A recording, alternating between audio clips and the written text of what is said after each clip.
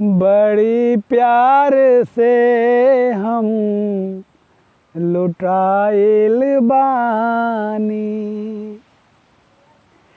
अर्थी के चाउर बनी छिटाइल बानी।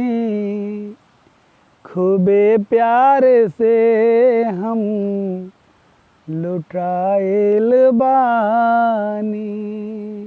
लाभ हानि गुणा भाग का करब जान के, सबके आजमवले बानी आपन मान के।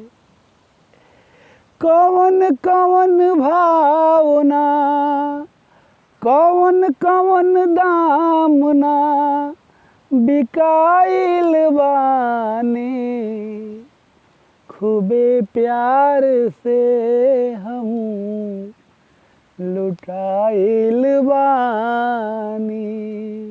कैसे बताई कहवा का भइल बा, घाव से करे जा छलनी के कइल बा। दिल में लेके पीर केतना गमाइल बानी। खूबे प्यार से हम लुटाइल बानी।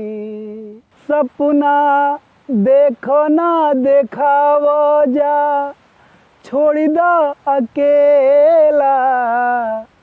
कुछ ना भेटाई काहे फेंकेला ढेला। आमे के अठुली जस फेकाइल बानी। खूबे प्यार से हम लुटाइल बानी। कई बाजी जीत के, कई दाव जीत के हराइल बानी। खूबे प्यार से हम लुटाइल बानी। नमस्कार, अगर गीत अच्छा लागत होके तो चैनल के सब्सक्राइब जरूर करी। फेसबुक पर सुन तो की तो देश हमार के फॉलो करी। जय हिंद, जय राम जी की।